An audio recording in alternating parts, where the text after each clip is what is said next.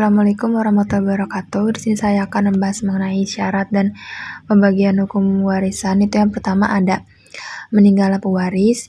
Jadi yang dimaksud dengan meninggalnya pewaris baik secara hakiki ataupun secara hukum ialah bahwa seseorang telah meninggal dan diketahui oleh seluruh ahli warisnya atau sebagian dari mereka. Yang kedua, masih hidupnya para ahli waris.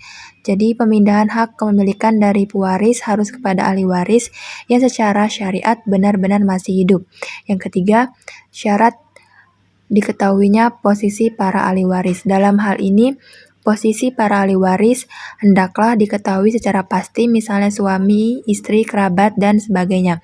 Sehingga pembagian mengetahui dengan pasti jumlah bagian yang harus diberikan kepada masing-masing ahli waris. B. Rukun pembagian kewarisan. Rukun secara sepintas dapat dipahami sebagai sesuatu yang berkaitan dengan sahnya sesuatu dan ia bagian dari sesuatu itu. Yang pertama itu ada al-muwaris atau pewaris, ia seseorang yang telah meninggal dunia dan meninggalkan sesuatu yang dapat berlari kepada keluarganya. Yang kedua, al-waris atau ahli waris. Ahli waris adalah orang yang dinyatakan mempunyai hubungan kekerabatan baik karena hubungan darah, hubungan sebab perkawinan, atau akibat memerdekakan hamba sahaya. Yang ketiga, al-maurus atau al-miras, harta warisan. Ialah segala sesuatu yang ditinggalkan oleh pewaris secara hukum dapat berlari kepada ahli waris.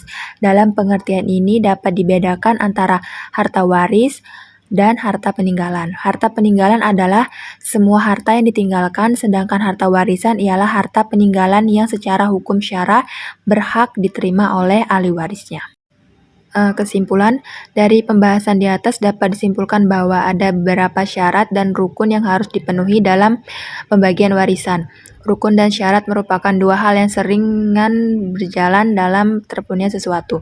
Keduanya saling menentukan dengan sedikit perbedaan di antara keduanya.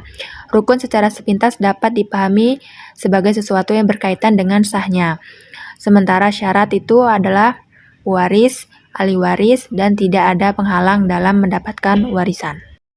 Oke, sekian yang dapat saya sampaikan. Saya akhiri. Wassalamualaikum warahmatullahi wabarakatuh.